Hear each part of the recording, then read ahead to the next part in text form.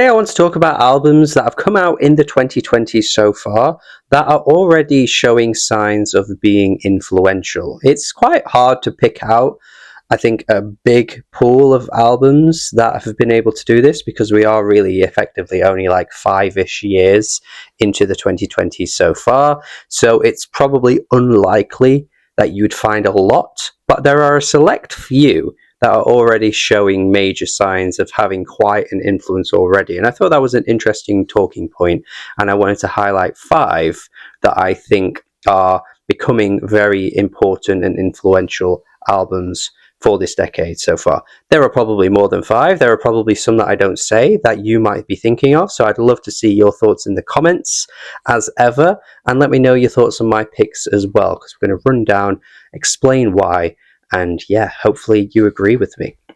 If you're feeling super generous, check out my Patreon membership page. If you like what I do over here, support me over on there. And at the very least, like the video, subscribe, check out other videos on the channel, all that good stuff. That you can do that. That costs you nothing. Come on. Starting with a very obvious album, which I think you could argue might be currently the most influential album of the 2020s so far. That is Whole Lotta Red by Playboi Carti. Now, influence is a separate conversation to what I personally love, because that's one of the things I always see when you hear people talking about, the best albums of all time. They're always like, kind of capturing every aspect of it, whether it's a quality album, whether it's got major influence and all that kind of stuff. And for me personally, I like to kind of separate that out a little bit, because this album is a good example of where it is super influential, but I don't actually think the quality of the album is particularly that high. It has grown on me since I reviewed it, so that initial review that you will have seen on the channel all those years ago, I have grown to like some tracks more, so I do think the album is better than I initially gave it credit for. But for me personally, I don't think it's his best. I don't think it's got like every track bang on. I think some tracks do what he's trying to do much better than others, is what I'm trying to say. That being said, he somehow kind of got a little bit lucky, I think, in this, and ended up just completely spawning a whole new generation of basically copycats. Now, some artists do get unfairly compared to Playboi Carti, just with everything that they do, and I think that's not entirely reasonable, but you can't deny that, Destroy Lonely, Ken Carson, Osama Sun, Che, like I could keep going on and on and on. Some of the names I haven't probably even said, like they have so clearly wanted their own version of this rage trap sound. It's become really apparent that so many in the field now want this vibe captured in their music to varying degrees of success, because I think some of them are not really hitting that level. And I think honestly, we're only halfway into the decade, but this sound is already starting to feel a little played out and already starting to feel a little like it's not really going to stick around a lot longer. I could be wrong about that, but I don't know. I think we've kind of heard everything we can possibly get with this sound now, and every artist that wants to keep pushing it isn't really capturing it in the best way. But again, that's a separate conversation, because what this album has managed to push into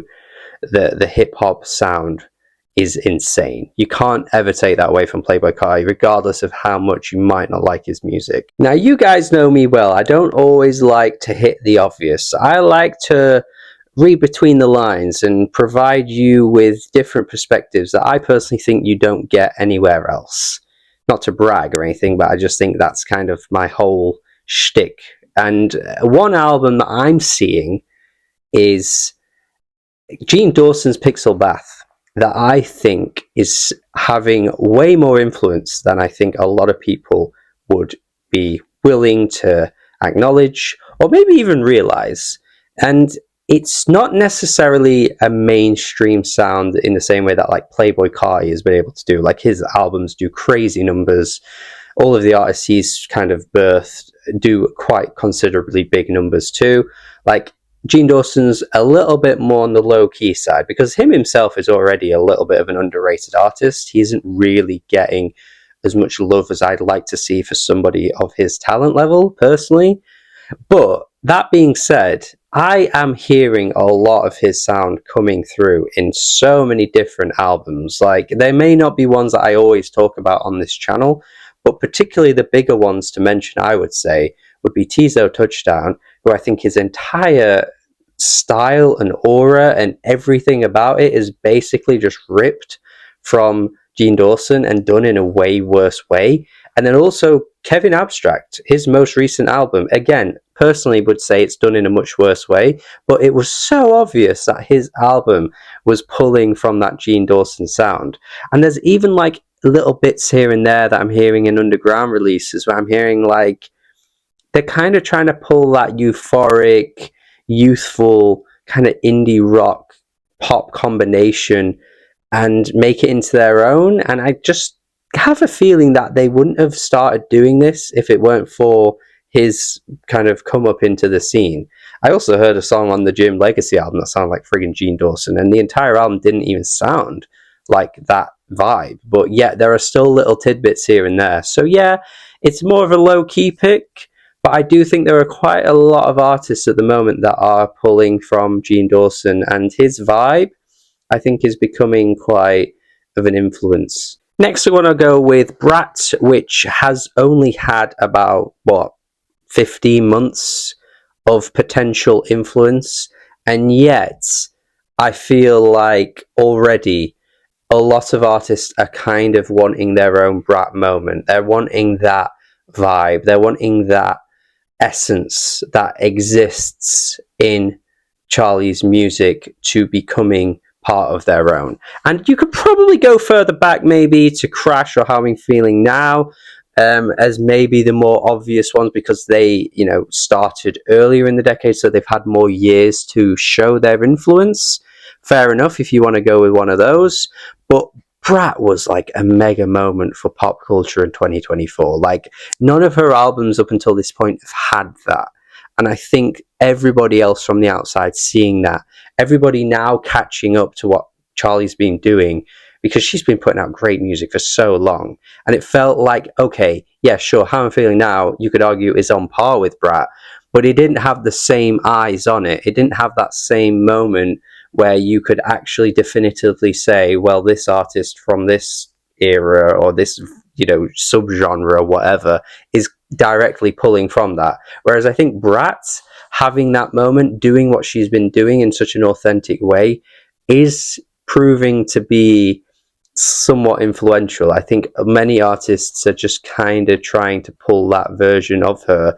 There was a track on the Selena Gomez album that sounded exactly like Charlie. I just don't think if that Selena Gomez album came out a year before, you'd have a single song on it that you could think that sounds like Charlie. I just don't think there's a world where that happens. Demi Lovato has been sharing snippets as well of her new sound. And again, it feels very Charlie. That Camila Cabello album kind of felt Charlie, although it felt other things too. Some people kind of went a bit overboard with the Charlie-isms with that one. But yeah, something about this album that just feels like it's touching more corners. And we're seeing that extra love now for Charlie, and we're seeing that, respect that I think is taken a lot longer than she really deserved. And I just think it's coming through a little bit, and we're going to see more and more popular artists kind of channel that vibe. Whether they'll get it right, I think, is another question. But again, it's not about the quality here. We're talking about the influence only. And yeah, I mean, even, dare I say, Pink Pantheress doing that remix album, would that have honestly been a thing if Charlie hadn't done it last year? And look, don't hate me in the comments. I am not saying Charlie XCX invented the remix album. I am obviously not saying that. But the way that album exists now, and, it completely reimagined all the songs from Fancy That, I just think that, again, essence, that vibe has just been pulled from what Charlie did last year. I don't know. I think we're going to see more and more influence become more obvious as time goes on.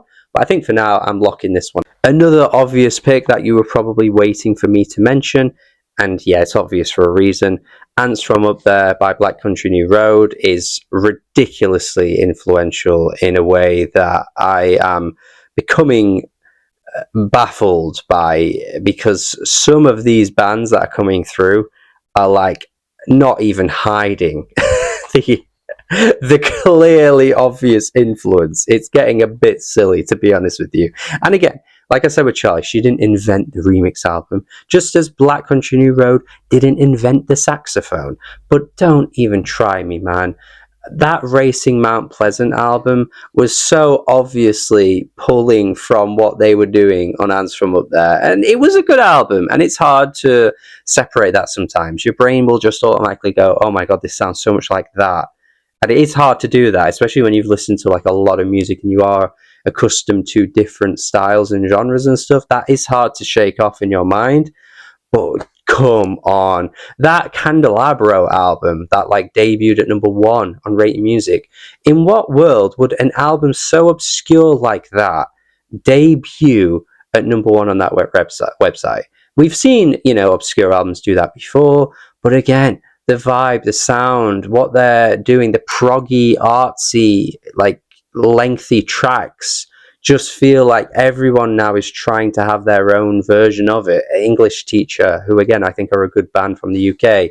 I also think you can separate it out a little bit and look at bands like Courting and think, without that windmill scene becoming so popular now in the early 2020s, would Courting have caught enough buzz to really make their own sort of lane for themselves? They're not exactly, they don't sound exactly like Black Country New Road, but I just think that general vibe and scene of, windmill music coming up has just opened the floodgates for more bands to be accepted.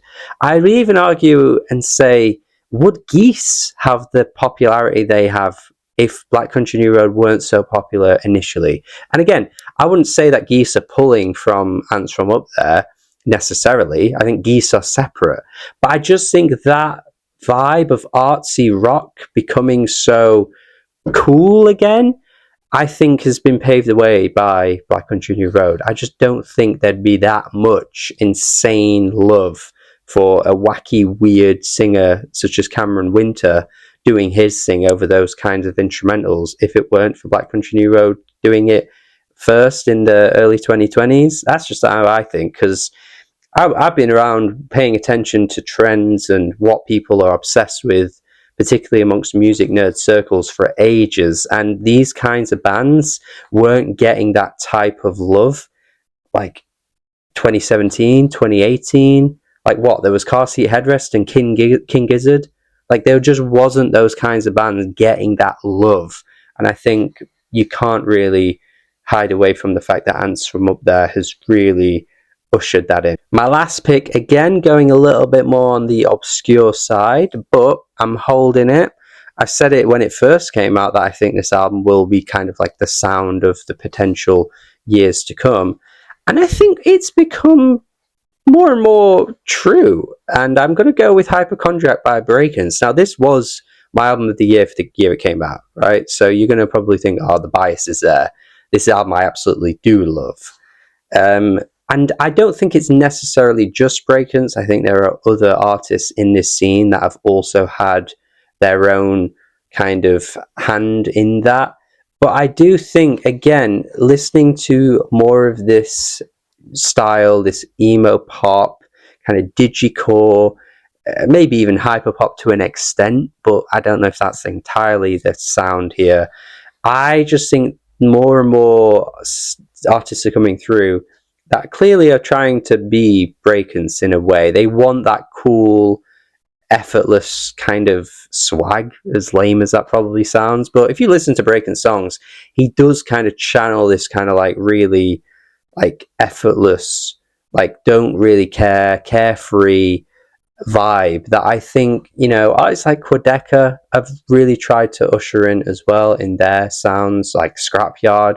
I think being such a beloved album probably has a lot to do with Breakins kind of coming through a little bit early on. You've also got artists like Glaive, who again, I don't think is completely like, he